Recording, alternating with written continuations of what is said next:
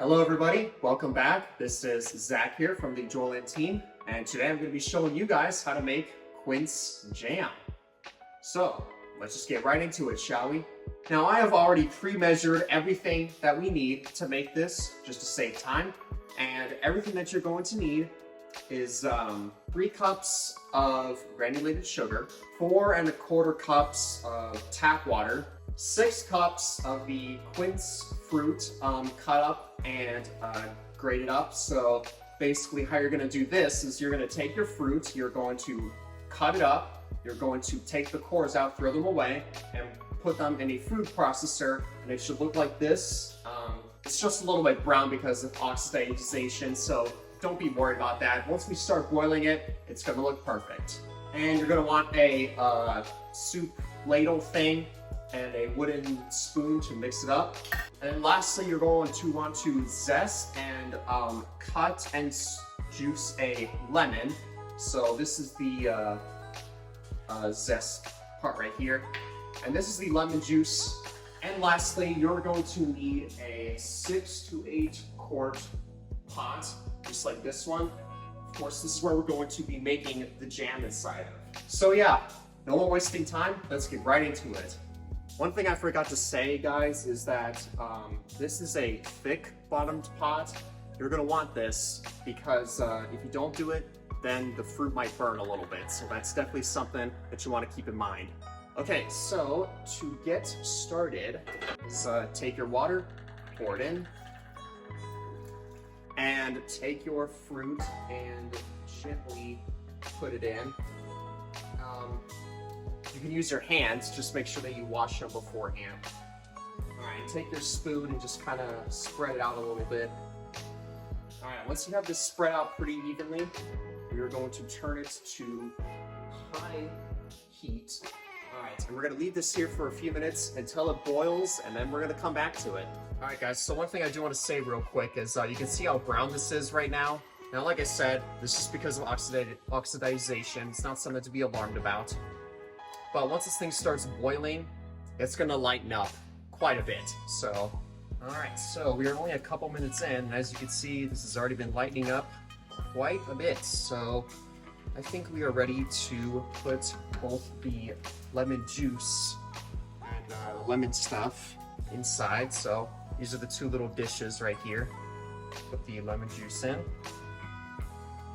Put those in. Just mix it up a little bit. It's getting a lot more watery too because that's the juices from all the fruits. Okay guys, so now that we have this thing at a boil, what we're gonna do is we are going to drop the heat down to medium low, and we are going to put the lid on and just leave this alone for about half an hour. Of course, check it and stir it occasionally. It's gonna take a while, so don't rush yourself. Okay guys, so it has been about half an hour. So the next thing that we're gonna do is take our 3 cups of sugar, pour it in. There we go, like so. And we're going to mix this up. There we go. All right.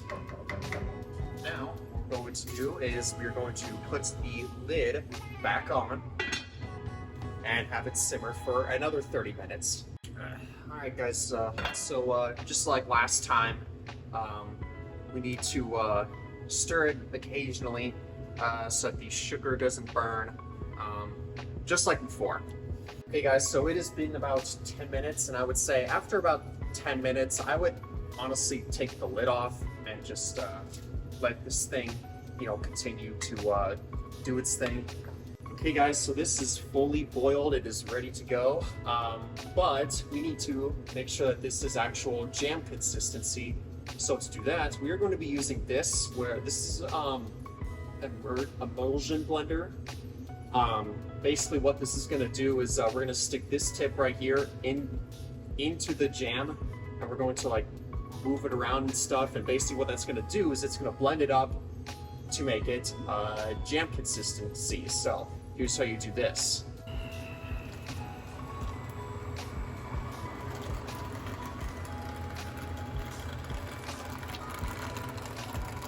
Make sure that when you guys do this, that this tip thing is always submerged in the jam. It's gonna fly everywhere if you don't do that, and obviously that's not a good thing. So we're just gonna keep doing this until the whole thing is all blended up like jam. All right, that is about perfect. So this is the consistency that we want. We want it to be like jam.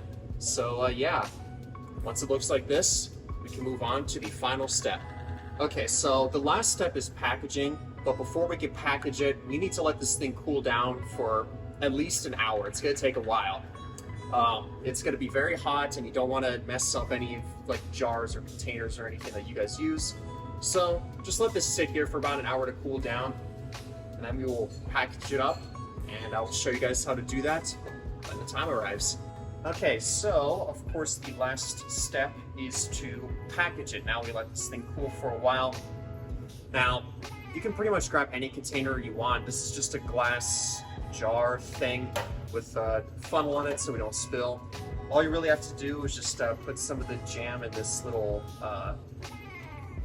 ladle like that, and just pour it in. There we go, easy. All right, so all we really have to do is just put the lid on, and if you put this in the fridge, it can stay good for 2 to 3 weeks. Now the jam can be stored for longer, but I would recommend referring to home canning methods for that process. But if you don't want to do that and you just want to put it inside of a container, then you could just do this and it will last for about 2 to 3 weeks. And there you guys have it. That is how you make quince jam.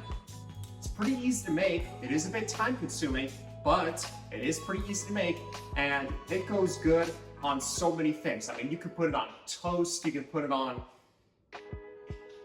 you name it. I mean, quince jam will go good on pretty much anything you can imagine. So yeah, thanks for watching. I hope you guys enjoyed it, and I will see you guys later.